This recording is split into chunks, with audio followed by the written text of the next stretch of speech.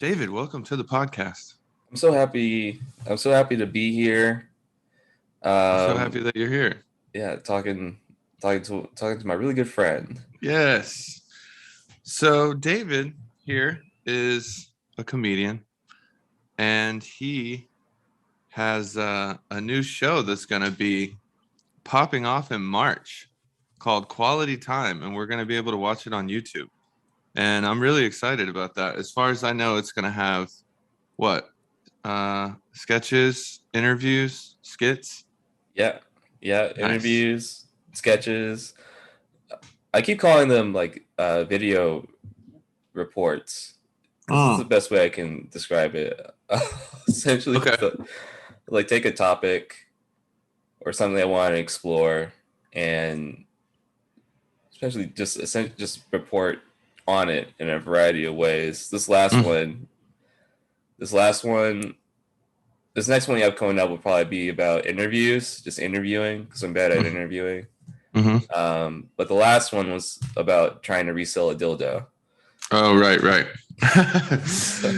So each one's got a different topic, and I think I remember you saying, like, the interviews that you're going to do, are they going to be more comedy based, or they're going to be like serious, or what? I think they'll be more, they'll be very humanistic interviews, just like sitting down with somebody and getting their thoughts on just any certain topic. Usually it's like just a person I run into and have a nice conversation with them. Like, oh, would you ask them if they want to talk about this on? Yeah. Didn't you do something a couple years ago where you were just kind of interviewing strangers on the street? I did. That was for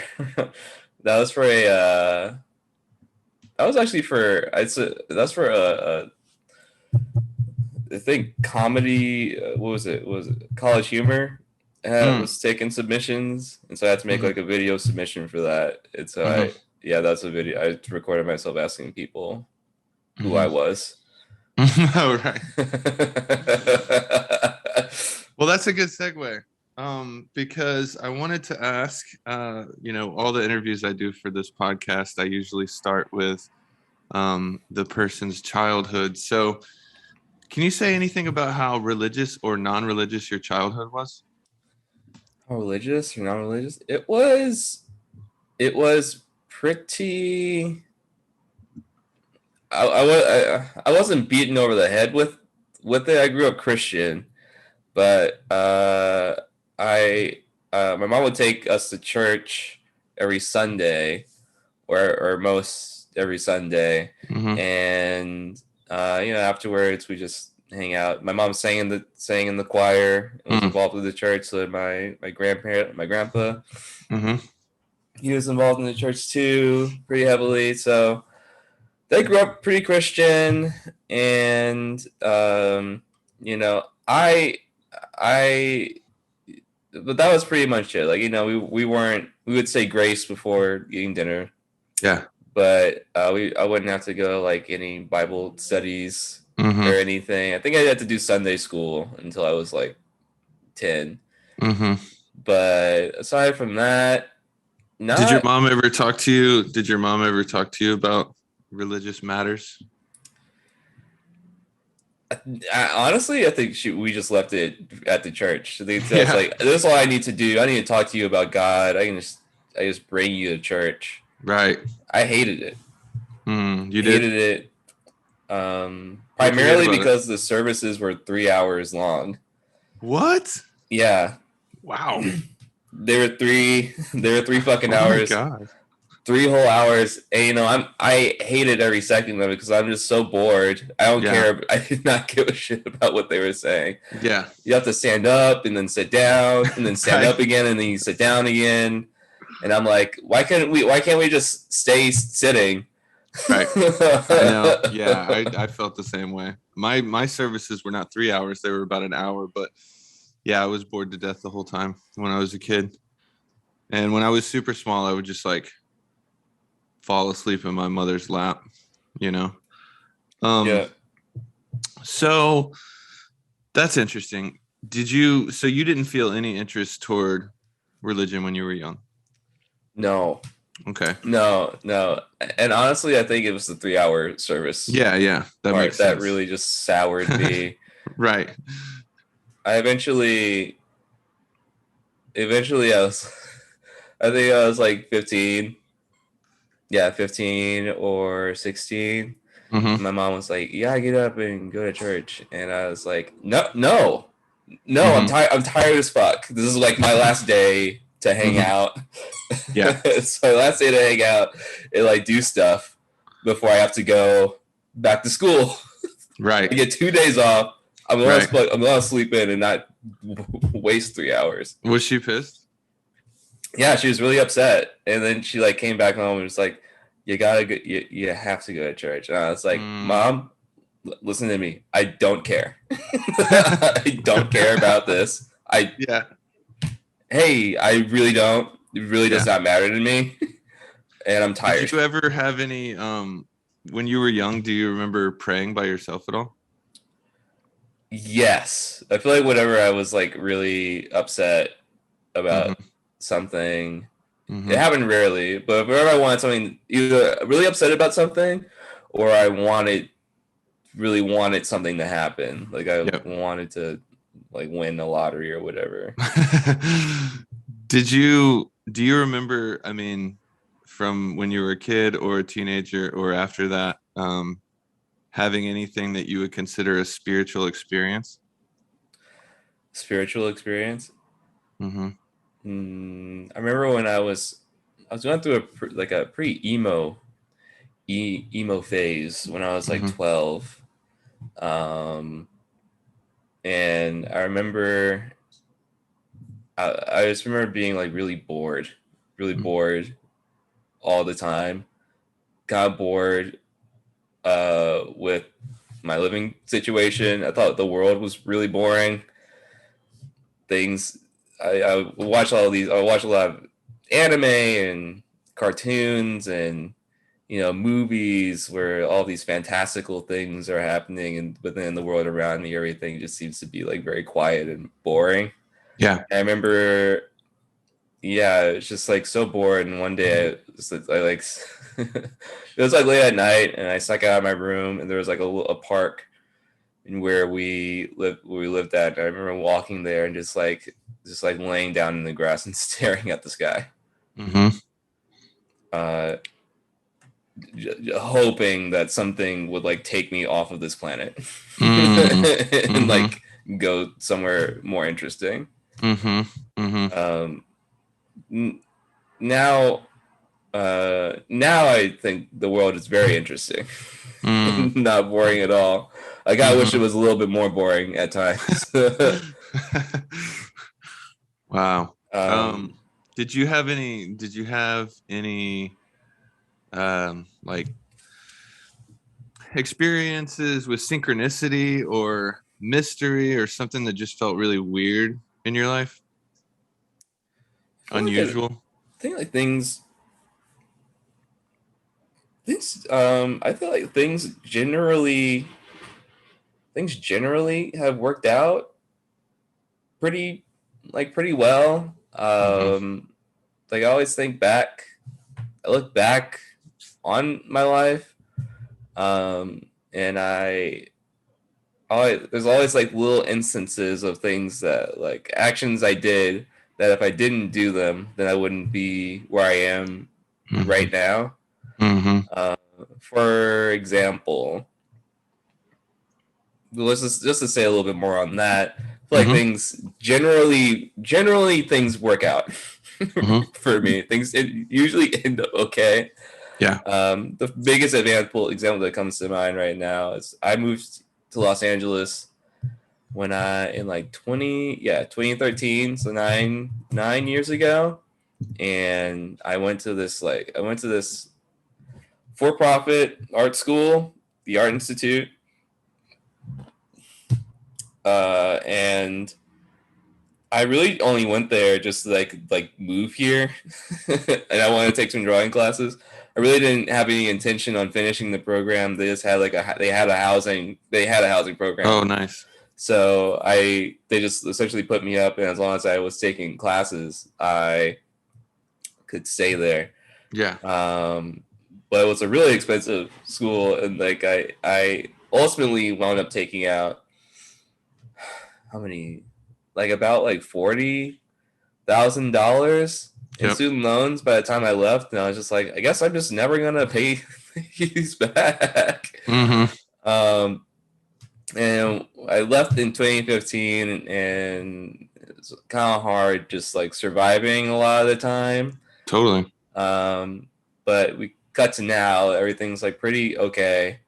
And I looked up the school I went to, and it turns out it's closed down. Like it just closed down completely, and I think that means I don't have to pay back my student loans. I hope so. So I hope so, yeah. Yeah, it's great. I probably don't have to. So you haven't got any notifications throughout the years about that? I think like FAFSA. I think FAFSA called me just to like make payments. And I think I made payments for a little bit until eventually I was like, I'm sorry, I literally just don't have any money to give you. Yeah. Student loans are horrible. I hope. Yeah, I feel you.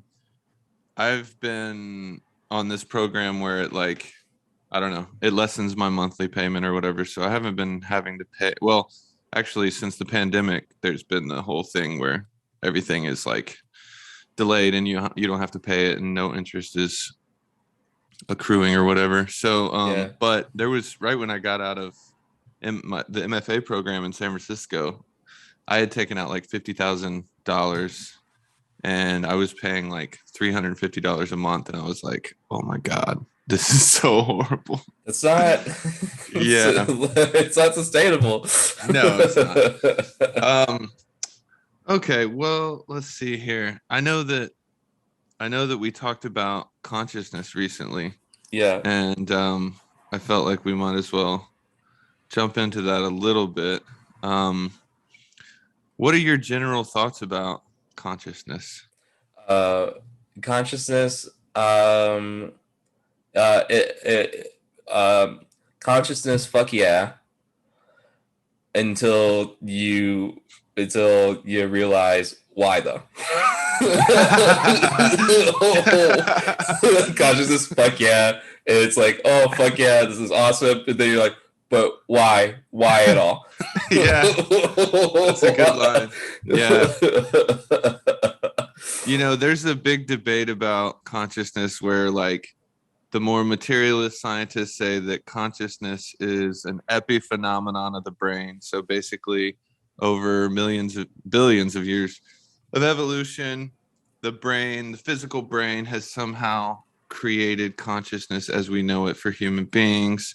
Some people that lean away from materialist science say that no, consciousness is not an epiphenomenon of the brain. It's somehow more fundamental than that.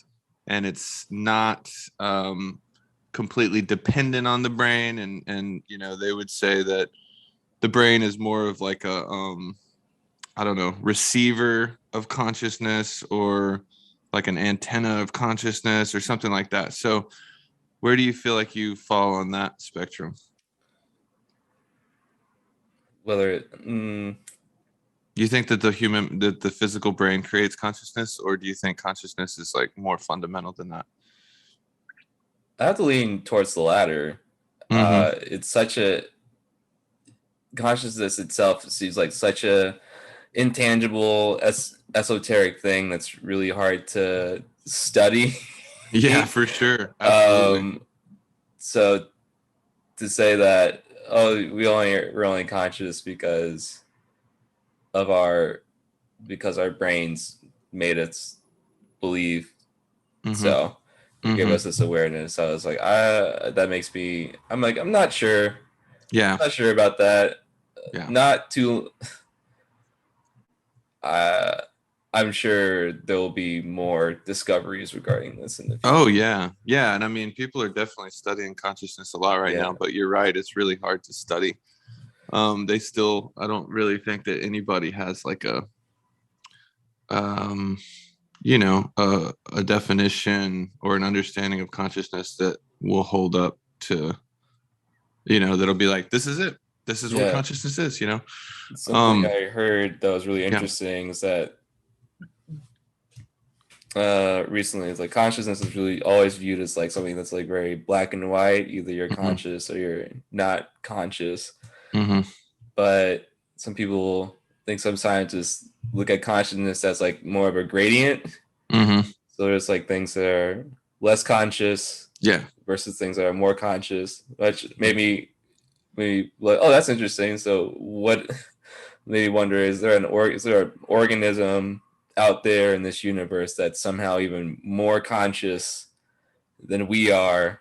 Yeah. And what do they look like, and What are how they up to? what are they who up to? What are who they is doing? this? Yeah. Yeah, no, I feel you. I would imagine that there probably are creatures in the universe that are I don't know if more conscious is the word, but something like have a more advanced consciousness or more advanced intelligence. Um, One thing I've been thinking about the last few months is like I really do think that nature is intelligent. And I know that some people bristle at that because they say that, oh, that's anthropomorphizing nature or whatever. I get it, but do you think nature is intelligent? I think so. Like whenever I look around at like trees or plants, I feel like you know, they're living things Mm-hmm. and they behave in a way to essentially just keep living. Yeah. Yeah, the Um behavior is not random. It's like definitely, yeah. driven by specific goals, Yeah. you And know. often it's to keep propagating You're right. Yeah, that's one of the itself. most fundamental things. It's like let's just find ways to keep going, keep reproducing, keep, Like yeah, corn. propagating. I Hmm. don't know if corn. I wouldn't say. Yeah, corn, for example. I'd say Yeah. corn's been around for hundreds of Long, long, long, years, long, long long, time. long, Yeah. long time, and it's just like this one plant that's somehow been able to not only propagate itself but latch on to us Yeah. and convince us to make more of it, either Yes. because it Yes. tastes good or Mm-hmm. some other Mm-hmm. reason. Yeah. So that's really interesting. I'm sure Yeah. other plants die Right. because they don't have a way to Right. like keep on propagating themselves. But corn Right. has done a really good job at just Yeah. keep being here and staying Yeah. around. Yeah. I was like researching rice the other day because I was like, I don't feel like I truly understand what like rice is, and I eat it all the time. So I was doing research about it. But apparently, I think rice is the most eaten food worldwide, and Yeah. corn is not far behind. They're around the same. Um, but yeah, so I'm curious, like I know that the word spiritual and the word even spirit or something like that is really ambiguous and vague, and people have different ideas about it. And some people are like totally against using those words, and I understand that. And then some people are, use those words a lot, and there's a wide range of meaning with that. But just from your own perspective, from your own intuition, uh do you ever feel drawn to something like spirit in your own experience? Yeah. I like to believe that there's something more something outside of something not really a part of the material world that is kind of influencing it in Yeah. some way, shape, or form. Right. And the best way I usually talk about it is just via like energy. Yeah. I'm not sure. I'm not sure exactly. Well, energy powers everything. Yep. Um, Powers you, powers me, powers the plants outside, the dogs, Yeah. literally everything, Subatomic particles, everything. everything in the world. Yep. And I think that there was like what that it's like that equation. What that didn't Einstein say? Energy can't be created or Or destroyed. destroyed. Yeah. So I like to think, especially when it comes to like uh, consciousness and being alive, and this idea of having this like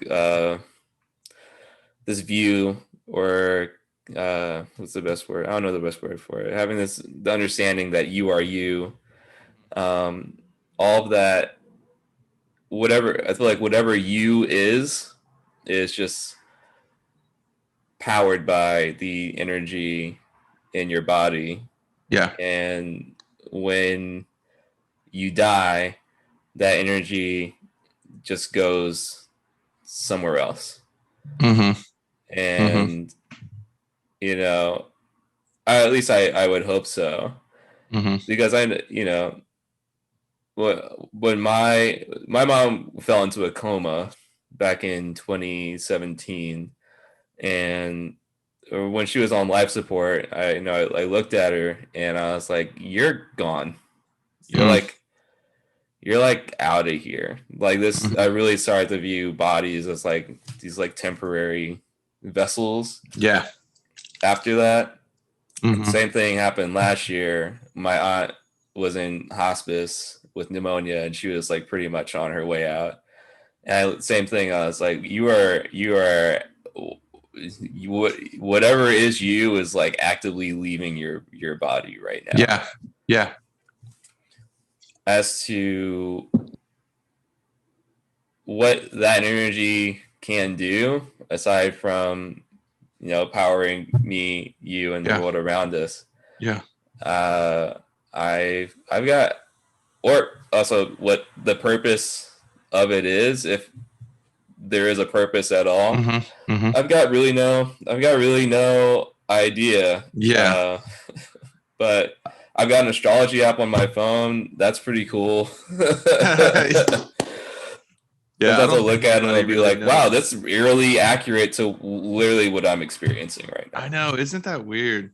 Yeah, I mean, I've definitely deep dived into a lot of woo woo stuff, but Yeah. I haven't gone through the I mean, obviously I've looked into astrology and I know a little bit about it, but like I've never gone I think that there's going to be a phase in my life where I deep dive astrology and really like,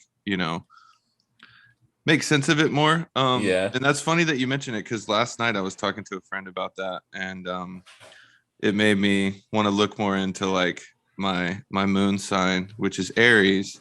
And so I was reading about that last night, and like you said, I mean, I don't know if it's just all in our skewed perception or what, but very often whenever I'm reading astrological information that's supposed to be, aligned with exactly when I was born, it does seem eerily accurate. And I guess one reason why I've hesitated to really dive into astrology is that like part of it seems so prescriptive, Part of it's like I kind of resist the idea that astrology by itself can tell me everything about who I am, I guess. Like it seems like it's almost like determinism. There's like but obviously it depends on how you approach it. I mean, most people that are into it would say that there's still freedom involved, but like your astrology, um, just kind of lays the groundwork for your, patterns and tendencies and personality and all that stuff. It's like what you have to work with. Yeah. You can self-identify with a lot of the things Oh yeah. that you read Oh yeah. too. Like you read something that feels accurate to you, Mm-hmm. regardless of knowing what sign that is for. You're gonna take Mm-hmm. it like, oh, this thing knows me. Yeah. Yeah. Um, ever since your mom passed away, have you had any experiences where you have you had any dreams where you communicated with her, or any, experiences where it felt like she was like trying to communicate with you from the other side? No. Yeah. No. Yeah. I mean, I personally don't even know. I don't know what to think about that sort of thing. It's like hard for me to imagine that somebody's individualized consciousness after it leaves their human body. I mean, I'm totally open to a bunch of different theories about what happens after that, but it's hard for me to like imagine that that individualized consciousness would be like in some sort of space that's just indefinitely kind of dwelling there, and it can like come and communicate with living humans. It just doesn't make a whole lot of sense to me. Yeah, I'm definitely of the mindset that when you die, you're gone. Mm-hmm. Like whatever makes you you, that's gone away. That's somewhere else. You're never Yeah. gonna come back. You're never gonna manifest in any type of form ever again. Yeah. But that being said, I when it comes to like on an individual Mm-hmm. level, I I I would hope that you get to be like another thing, Mm-hmm. like another whatever this energy that powers you and gives you this consciousness. Hopefully, you can. Hopefully, even though you're what make this whole life that you live, that's come to an end. Hopefully, Right. whatever you are gets to live again as either Yeah. somebody else. Yeah. I mean, it's the whole like reincarnation question, Um, and it's pretty crazy. There are a lot of stories about people who seem to have memories of, um, you know, it's like they feel like they existed in the past as some other person, and they have memories of being that person and stuff. And so that trips me out. And part of me thinks that it's just that they're tapping into like some collective storage file of memories of an old, you know what I mean? Like they're somehow Yeah, like a radio, they're like picking up on a channel or something. And so they feel like they were that person, but maybe they're just somehow tapping into the memories of a person who lived in the past. mm, And so I'm pretty agnostic about reincarnation, but I'm open to it. And it's fun to think about. And it's like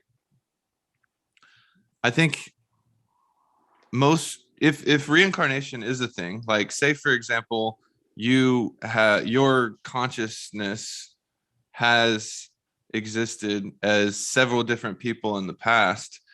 um the fact that most people don't have any memories of their past selves, if there are such things, that kind of makes sense to me, because if if we lived like tons of different lives in the past and we carried all those memories into each present incarnation, I think it would be a little overwhelming. yeah. That's the upsetting part about reincarnation for me is the potential eternity of it all. Mm-hmm. It's like something about things existing or something carrying on for eternity. It's uncomfortable for me Mm-hmm. because I can't wrap my head around Right. that concept. Yeah, and maybe that's what makes, if there is, if you do in some way live, if your consciousness lives for eternity or something, like it's it's good that we don't.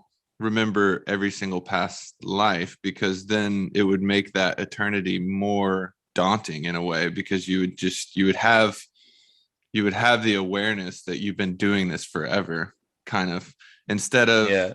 kind of like after you die, your consciousness gets blasted into that cosmic energy system, and then it kind of gets like cleansed of all the past memories, and then you're kind of like reborn into a new form without carrying all that stuff with you. Yeah. Yeah. It's I like that idea Yeah. way more. As like if eternity does exist, then I Mhm. do get to be another thing. Yeah. Hopefully everything about all my memories are wiped and it's like starting from Hmm. zero. I remember when I was 4, the earliest memory I can remember Hmm. um is when I was just kind of like in some field at preschool, uh and I was supposed to be playing, and I was like called us in, and I was like, that's when I kind of, I guess that's what I that's when, that's when my consciousness really turned on. I was like, Yeah, yeah, oh, yeah. I'm me. I know I'm supposed to go into this building. It's a part of this group, but I have no idea. I have no idea what this world is Yeah. or why I'm here. And then Yeah. you just don't say it. I just didn't say anything. People were like, my mom would come pick me up and was like, "Did you have a nice day, David?" And I was like, "Yeah, I guess I'm David." That's amazing. I know exactly what you mean, man. I mean, I still have those weird, bewildering existential moments of just being just completely I mean, just the fact of being a conscious, localized creature is just weird, you Yeah, know? And so you mentioned earlier how like the consciousness, fuck yeah, but then um until it hits the point of why, and then you can't, and then it gets like sorry. super weird. um Yeah, so you feel like the whole why of consciousness, the whole why of the universe is something that kind of like troubles you a little bit. yeah. It's it's a it's a there's so many so many questions Mm-hmm. when you really, yeah, when I sit down and I think about it, it makes me anxious, just like, Mm-hmm. why am I, why am I perceiving anything right now? Mm-hmm. Why Mm-hmm. isn't my body just on like some sort of auto Right. autopilot? Yeah. um Really, people sleepwalk Mm-hmm. so they Mm-hmm. can like move around and Mm-hmm. do stuff without being conscious of it. So like, Mm-hmm. why even have it Mm-hmm. in the first place? It makes me, it just the fact that I'll never have an answer to that is pretty infuriating. Yeah, I mean, one thing I think about with that is just like, if the universe never created something like humans that were aware of being aware, um it's like the classic thing that some people say of, um we are the universe being conscious of itself. It's like, Yeah. without something like us, the universe wouldn't have a way of like understanding itself or something, or at least like Mm, being conscious of itself, or pondering itself or something. So I think there's an element of that. It's like nature inevitably created creatures like us so that the universe could be conscious of itself or something like that. But do you think that if if it is the case that there is no ultimate why, is that liberating or depressing to you? it's frustrating. Yeah. It's frustrating.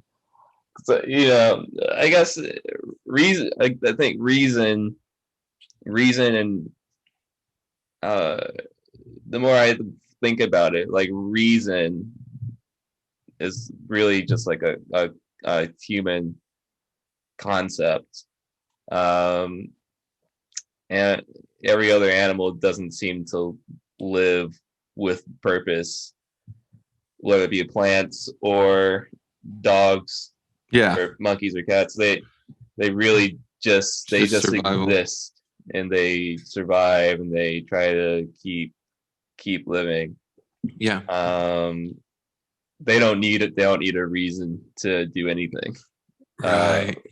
which is, when I think about it that way, then it's like then it's pretty freeing. It takes it gives me, it makes me feel like I have a bit more agency Mhm. over my life. Is like, I don't, because walking around thinking you have to have a purpose in this world, and then you feel like you haven't found that can be really daunting. True. Very true. When we, in reality, I think uh, I think if you just live, if you're just alive and you're pretty happy, Hmm. pretty happy with yourself That and the should be things good you're enough. doing, that's ultimately, I think that should be the starting point to doing before you do anything. Yep. Just like existing, feeling pretty good about your life, you're surviving all right, Hmm. and uh, from there you can decide to go out and do things that you Yeah. want to do, and you can do them authentically because you're just doing them because you genuinely want to do It's them. coming from that base level of just kind of fundamental like fulfillment, I guess, because Yeah, you don't necessarily need some crazy calculated thing to happen for you to feel like you have purpose or meaning in your life. If you can find satisfaction and a yeah. simple joy at just existing, then yeah, I mean that's better than most of us are doing. Guess a lot of people, That's what like, everybody wants. everybody's really working, everybody's really working real hard to feel like they they're here for some sort of reason. And Hmm. I feel like that's in response to there ultimately being no reason for life to exist at all. Hmm. Um, The whole like existential philosophy, this idea of existence precedes essence, meaning existence itself comes before any purpose or meaning that we put on top of it. And because of that, like the existentialists saw that we had to create our own meaning, we had to create our own purpose and stuff. So do you resonate with that idea? Like if there is no destiny or fate or big why or purpose that you're supposed to do, um do you like the idea of using that, the lack of capital T or capital P purpose, and just creating your own meaning, creating your own purpose?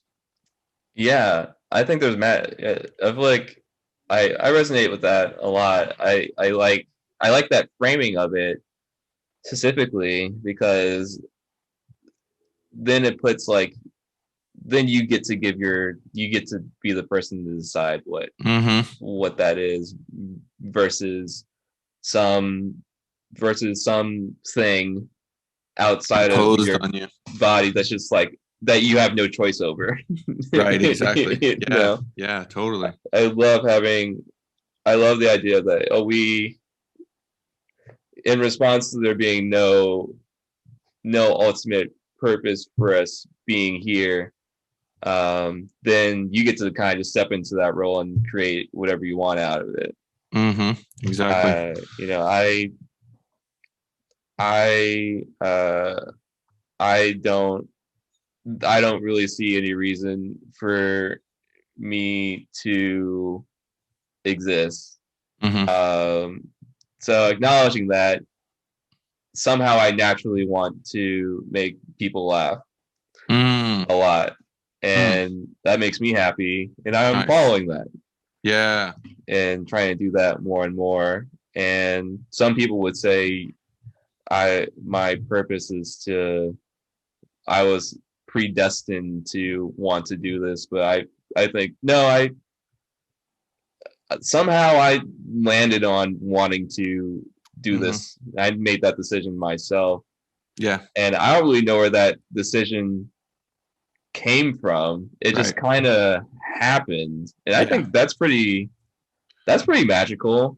Yeah. It's Yeah. I think that's just as magical as some odd force imposing that onto Right. me. Right. Yeah. I mean, even that sort of thing, I don't think is anything we could ever truly understand with our conceptual minds because it seems like it's some sort of intersection between like you said, it just coming to you in a mysterious way that you can't explain, and also you using your freedom and agency and will to like pursue that. And so that's It's like cool. a I little wanted to universe being born. What's up? It's almost like a one big bang happening Yeah. just inside of your body. Yeah. Uh, for you coming to these decisions yourself. Yeah. Yeah, I wanted to talk about your comedy and stuff too. So, and you kind of just laid out a good thesis statement for why you do it. How young were you when you realized you wanted to like pursue comedy? I was 13.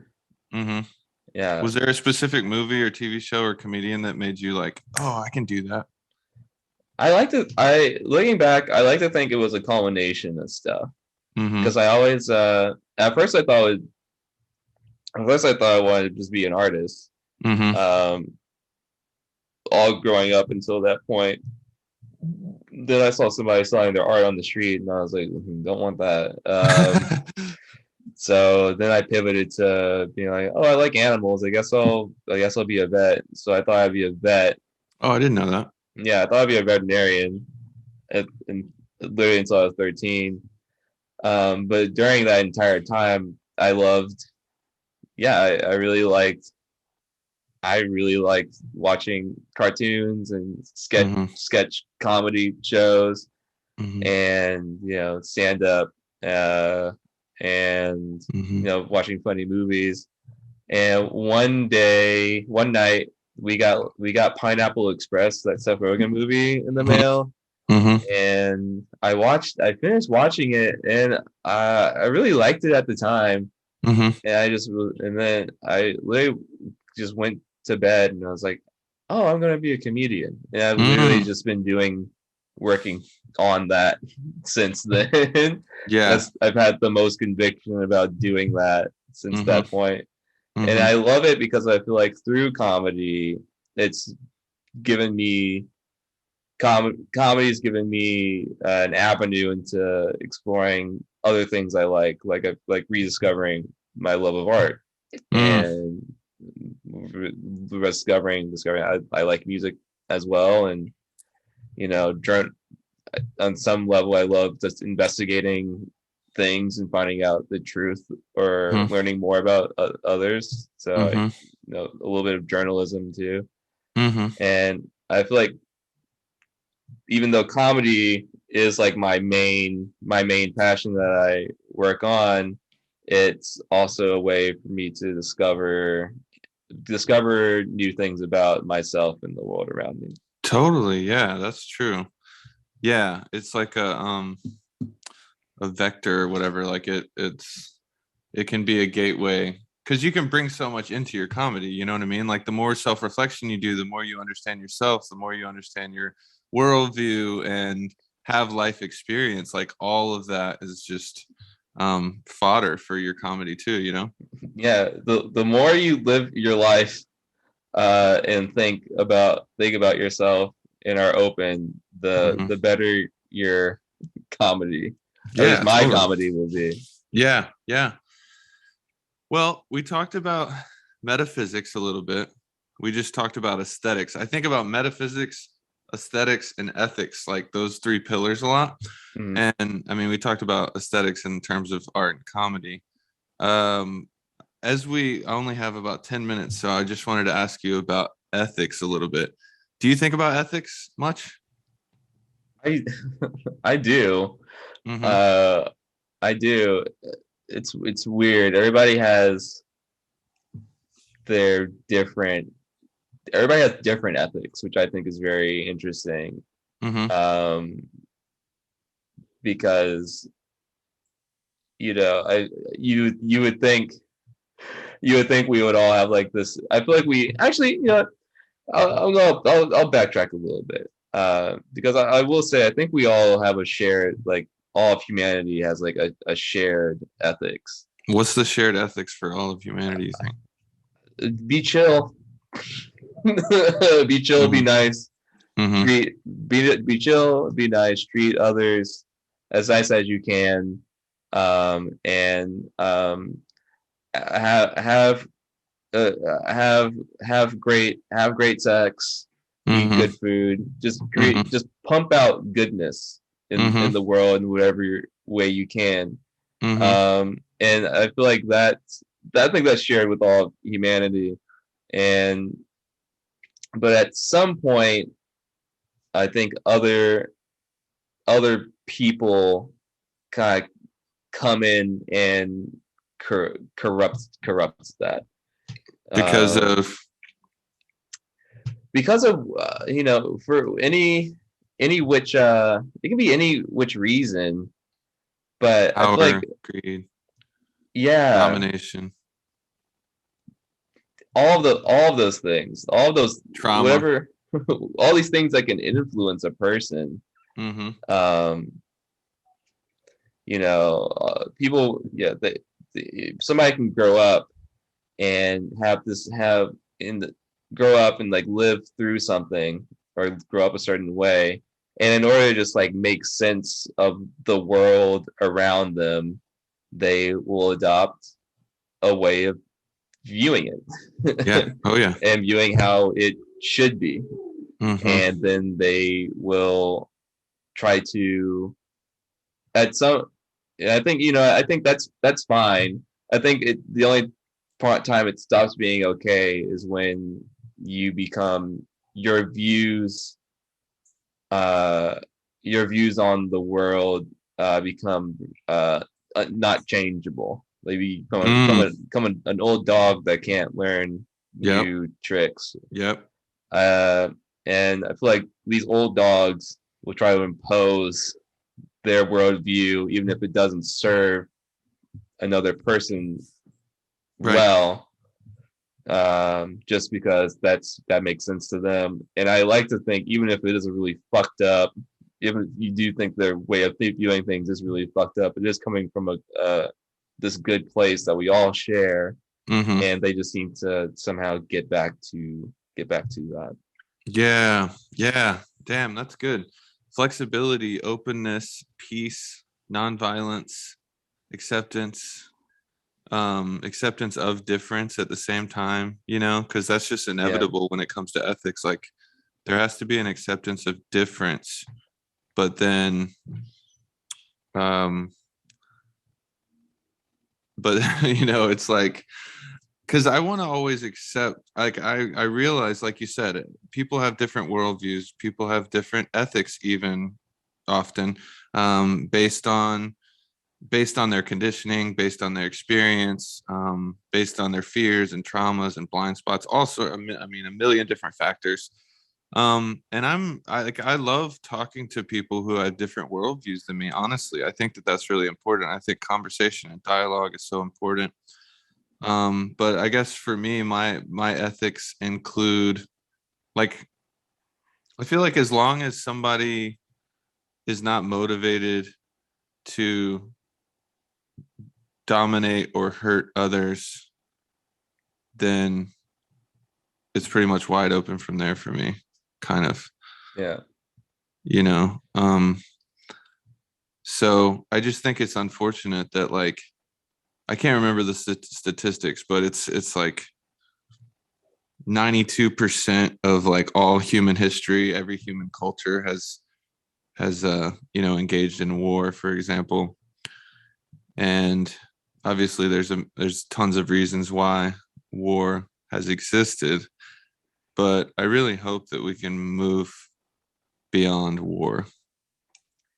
Yeah, I think we will, despite what it seems like right now. Mm-hmm. Um, I think we are on the, because it makes no sense. It's really just a mutual. It's just a mutual war. Is something that ruins isn't a good outcome for Right. either side. Yeah. We're all stuck on this planet right now, and I would I would think that we would all be trying to, explore this, do whatever we can to learn more about this natural world and explore it, versus wasting time fighting each other over oil. Right. Why not? I mean, I know I'm idealistic with this stuff, but it's like, why not find ways to just flourish together? But really? It's like, literally, why not find ways that everybody can flourish?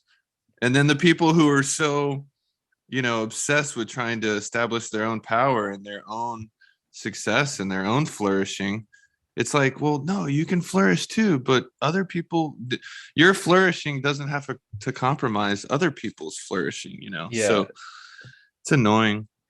It's very annoying. I hope that, there's a lot of, even with all the violence happening in the world right now, I think it is still true that this is the most peaceful time in recorded human history. And I think that good part of that is because people, at least younger people, are hip to this idea that war is useless, doesn't help anybody, kind of ruins the world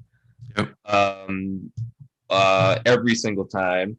So why not? How about we just don't? How about we just don't do that? How about we just, at the very least, let's just not kill each other? Right. And I genuinely feel like,